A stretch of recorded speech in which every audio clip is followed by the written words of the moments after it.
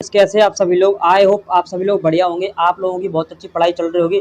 दोस्तों आज हम डिस्कस करने वाले हैं 25 PYQ जो कि आरआरबी ग्रुप डी के लिए मोस्ट इंपोर्टेंट क्वेश्चन हो सकते हैं। दोस्तों ये कहीं ना कहीं पहले PYQ क्वेश्चन है और आपके 2025 में पूछे गए क्वेश्चन थे 12 महीना में जो आपको ग्रुप डी का एग्जाम हुआ था। ठीक है, तो यहाँ पर हम बात करते हैं। सबसे पहले क्वेश्चन हमारा क्या है, यहाँ पर हम देखेंगे। पहला क्वेश्चन हमारा, निम्नलिखित में से कौन सा किसी जीव के उत्तक का उदाहरण नहीं है। दोस्तों यहाँ पर पूछ रहा है टिश्यूज की, उत्तक की। दोस्तों अस्थि क्या होती है, ये भी उत्तक रहता है। दोस्तों रक्त क्या है, संयोजी उत्तक रहता है। और मांसपेशी भी, ये भी क्या है साथियों, उत्तक रहता है। लेकिन दोस्तों वो पूछ रहा है उत्तक नहीं है, क्या नहीं है, उत्तक नहीं है, टिश्यूज नहीं है। तो न्यूरॉन्स हो जाएगा, क्या हो जाएगा, न्यूरॉन। ये टिश्यू नहीं होता साथियों। ठीक है, यहाँ पर हम बात करेंगे। दूसरा क्वेश्चन है हमारा, दूसरा क्वेश्चन क्या है, ऑक्सीकरण को परिभाषित किया जाता है। तो ऑक्सीकरण को परिभाषित किससे किया जाता है, न्यूट्रॉन की प्राप्ति से, या फिर इलेक्ट्रॉन की प्राप्ति से, या फिर प्रोटॉन की हानि से, या फिर इलेक्ट्रॉन की हानि से। दोस्तों इसका करेक्ट आंसर हो जाएगा इलेक्ट्रॉन की हानि से ऑक्सीकरण को जो परिभाषित किया जाता है, या फिर ऑक्सीडेशन को जो परिभाषित साथियों किया जाता है। इसका करेक्ट आंसर क्या हो जाएगा, इलेक्ट्रॉन की हानि साथियों। ठीक है, यहाँ पर हम देखेंगे तीसरा क्वेश्चन क्या है, एक कार 720 किलोमीटर की चाल से चल रही है। ठीक है, क्या बोल रहा है साथियों ये, यानी कि एक कार है 700 किलोमीटर पर वर्ष की चाल से चल रही है और ब्रेक लगने के 4 सेकंड बाद रुकती है। यदि कार और यात्रियों का कुल द्रव्यमान 80 kg है तो ब्रेक द्वारा लगाया गया बल कितना होगा साथियों। दोस्तों इसको हम सही से देखेंगे तो आंसर इसका क्या होगा, इसका करेक्ट आंसर वैसे होगा साथियों जो है माइनस का 4000 न्यूटन। ठीक है, अभी सॉल्व कैसे होगा वो हम देखेंगे।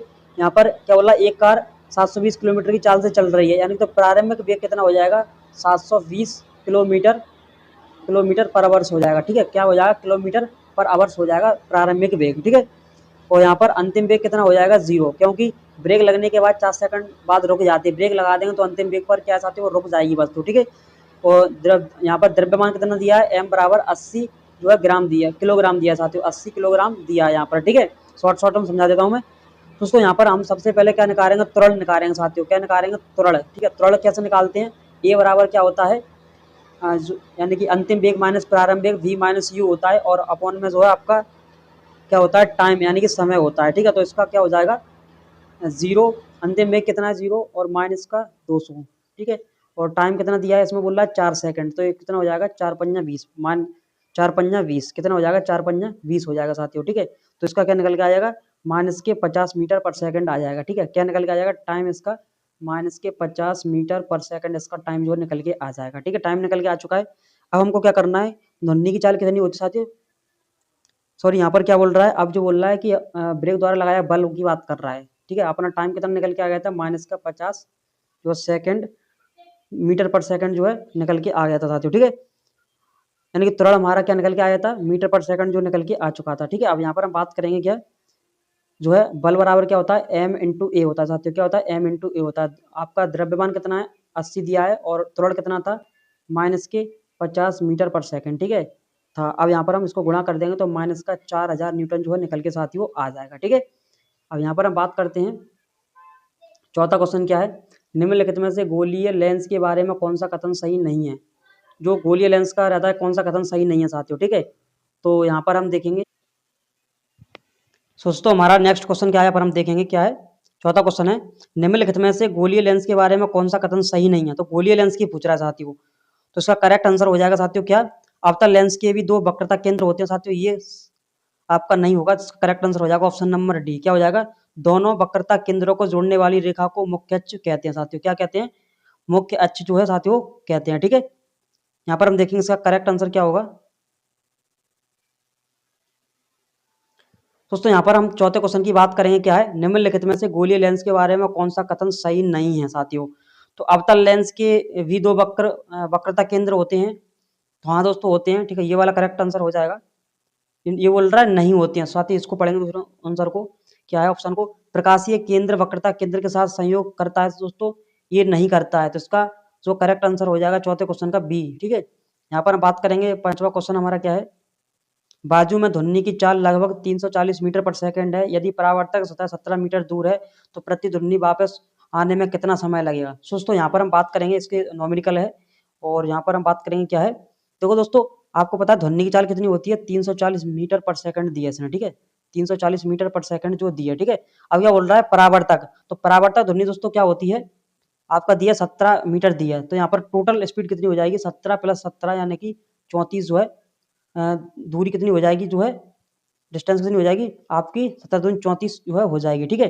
और यहाँ पर बोल रहा है कि आने में कितना समय लगेगा, टाइम बराबर क्या होता है साथियों, टाइम बराबर क्या होता है, तो आपका S अपॉन जो है क्या हो जाएगा आपका ध्वनि की चाल, ठीक है, ध्वनि की चाल हो जाएगा साथियों, मीटर पर सेकंड होता है, तो यहाँ पर कितना है 34/340 साथियों, तो ये कट के कितना आ जाएगा 0.1 सेकंड साथियों, टाइम निकल के अपना आ जाएगा साथियों, ठीक है। शॉर्ट शॉर्ट में समझा दिया है, इसका करेक्ट आंसर वही होगा। और बाकी का आप जो है अच्छी तरीके से देख सकते हैं, कहीं पर भी चैट जीपीटी से वगैरह से कर लेना है आपको, ठीक है, ज़्यादा कठिन क्वेश्चन है नहीं है।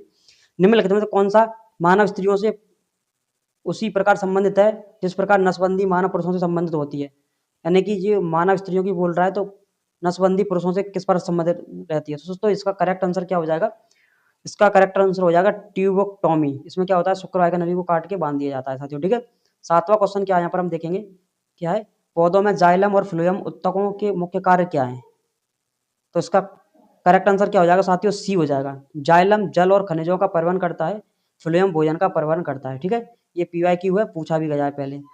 8वां क्वेश्चन क्या है, जब H+ आयनों की सांद्रता बढ़ती है तो विलयन के pH पर क्या प्रभाव पड़ता है, दोस्तों इसका आपका जो है 8वें की हम बात करेंगे ऑप्शन की क्या है, सबसे पहले ऑप्शन पढ़ेंगे क्या है, यह घटता है, यह निर्धारित नहीं किया जा सकता, यह बढ़ता है, यह समान रहता है, दोस्तों इसका करेक्ट आंसर हो जाएगा यह घटता है साथियों, क्या होता है यह घटता है, ठीक है। यहाँ पर हम बात करेंगे 9वें क्वेश्चन की क्या है, गुरुत्वीय त्वरण के बारे में निम्नलिखित में से कौन सा कथन सही है, तो गुरुत्वीय त्वरण के बारे की बात करेंगे तो क्या हो जाएगा इसका करेक्ट आंसर, यहाँ पर हम देखेंगे पृथ्वी के अंदर जाने पर यह बढ़ता है, गहराई के साथ यह स्थिर रहता है, यह पृथ्वी पर हर जगह समान होता है, ऊंचाई पर बढ़ने पर यह घटता है, क्या बोलता है गुरुत्वीय त्वरण के बारे में कौन सा कथन सही है, दोस्तों इसका करेक्ट आंसर हो जाएगा डी, ऑप्शन नंबर डी, यानी कि ऊंचाई पर बढ़ने पर जो है गुरुत्वीय त्वरण जो है घटता है साथियों, ठीक है।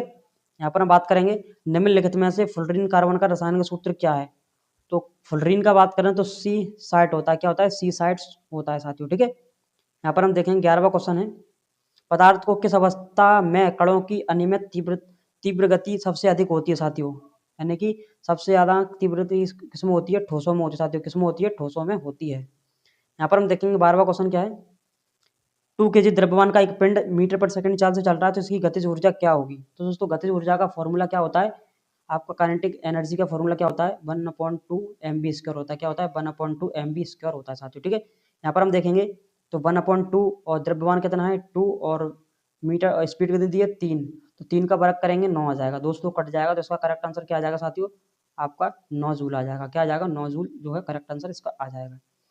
13 क्वेश्चन की बात करेंगे, यहाँ पर हम क्या है, एक सोलेनाइड चुम्बक की तरह व्यवहार करता है क्योंकि, यानी कि जो चुम्बक की तरह व्यवहार करती है, तो आप उसका देखेंगे हम, एक सोलेनाइड एक चुम्बक की तरह व्यवहार करता है क्योंकि इसमें कुंडलों में प्रवाहित धारा चुंबकीय क्षेत्र उत्पन्न करती है साथियों, यानी कि इसका करेक्ट आंसर पहला ही हो जाएगा, ठीक है। यहाँ पर हम बात करेंगे 14 क्वेश्चन क्या है, नेत्र लेंस की वक्रता बदलकर उसकी फोकस दूरी में परिवर्तन करने वाली संरचना कौन सी है, यानी कि जो नेत्र लेंस की वक्रता बदलकर फोकस दूरी में परिवर्तन करने वाली संरचना कौन सी है, दोस्तों इसका करेक्ट आंसर आपका ऑप्शन नंबर डी हो जाएगा, क्या हो जाएगा सिलियरी मांसपेशियां होती हैं, ठीक है, क्या होता है सिलियरी मांसपेशियां होती हैं। यहाँ पर हम बात करेंगे 15वां क्वेश्चन है, एल्यूमिनियम और हाइड्रोक्लोरिक अम्ल की अभिक्रिया को सही रूप से दर्शाने वाला समीकरण कौन सा है, दोस्तों यहाँ पर हम देखेंगे इसका सही ऑप्शन हो जाएगा आपका 2Al 6HCl 2Cl2 और 3H2, ठीक है, इसको जो समीकरण दर्शाने वाला हो जाएगा।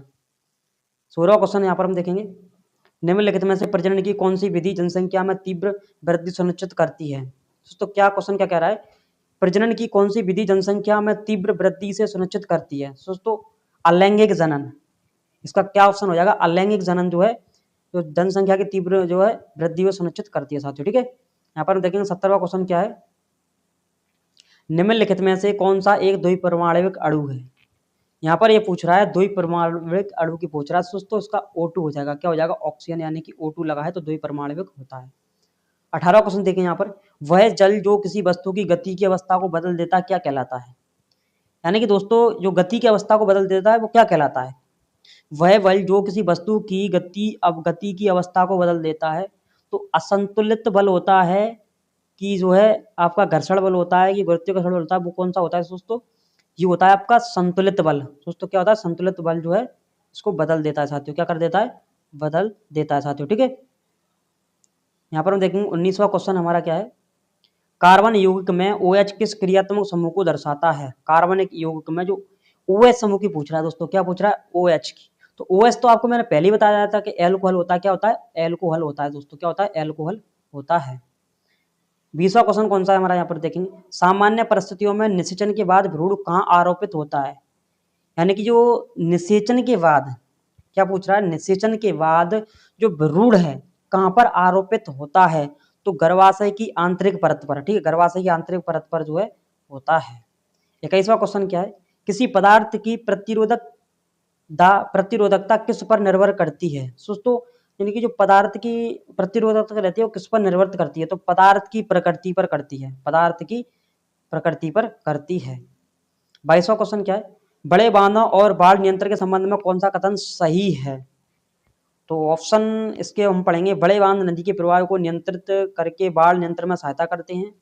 तो इससे इसका करेक्ट आंसर होगा मेरे हिसाब से साथियों, क्या होगा, बड़े बांध बाढ़ की संभावना को पूरी तरह समाप्त कर देते हैं साथियों, ठीक है, सिंपल सी बात है यार। 23वां क्वेश्चन क्या है, निम्नलिखित में से कौन सा अंग बच्च गुहा में स्थित होता है। बच्च गुहा की पूछ रहा है, किसकी पूछ रहा है, बच्च गुहा की दोस्तों ये पूछ रहा है, ठीक है। एंड दोस्तों इसका सॉरी 22वें का थोड़ा गलत आंसर लग रहा है मेरे को, यहाँ पर हम देखेंगे 22वें का करेक्ट आंसर क्या हो जाएगा, ये 22वें का हो जाएगा ए, बड़े बांध नदी के प्रवाह को नियंत्रण करके बाढ़ नियंत्रण में सहायता करते हैं साथियों, ठीक है। इसी प्रकार से 21 का आपका जो है सी हो जाएगा। यहाँ पर हम बात करेंगे 23वां क्वेश्चन क्या है, निम्नलिखित में से कौन सा अंग बच्च गुहा में स्थित होता है। ये पूछ रहा है बच्च गुहा में कौन सा स्थित होता है साथियों, तो फेफड़े होते हैं दोस्तों, क्या होता है, फेफड़े जो है होता है, ठीक है। 24वां क्वेश्चन देखेंगे यहाँ पर हम, मानव मस्तिष्क का मुख्य सोचने वाला भाग कहाँ स्थित होता है। यानी कि मानव मस्तिष्क का मुख्य सोचने वाला भाग कहाँ स्थित होता है, यानी कि जो सोचता है तो वो कहाँ पर स्थित होता है, जो सोचने की क्षमता रखता है वो कौन सा होता है, तो अग्र मस्तिष्क होता है दोस्तों, कौन सा होता है, फोर ब्रेन होता है, क्या होता है, अग्र मस्तिष्क होता है साथियों, अग्र मस्तिष्क, ठीक है। 25वां क्वेश्चन क्या यहाँ पर देखेंगे, समस्थानिकों के रासायनिक गुण समान लेकिन भौतिक गुण भिन्न क्यों होते हैं। समस्थानिकों के रासायनिक गुण समान होते हैं लेकिन भौतिक गुण क्यों समान होते हैं, क्यों भिन्न होते हैं साथियों, ठीक है। क्या बोला, समस्थानिक और रासायनिक गुण समान होते हैं लेकिन भौतिक गुण क्यों भिन्न होते हैं, क्यों होते हैं दोस्तों, जैसा आपको पता ही होगा क्यों होते हैं, तो 25 का ए ऑप्शन हो जाएगा, क्योंकि परमाणु संख्या समान होती है लेकिन न्यूट्रॉन संख्या भिन्न होती है साथियों, ठीक है। यहाँ पर हमारे 50 PIQ एक शिफ्ट के कंप्लीट होते हैं दोस्तों, और इंपोर्टेंट क्वेश्चन है, आपको जरूर जो कर लेना चाहिए साथियों। अब मिलते हैं नेक्स्ट वीडियो में।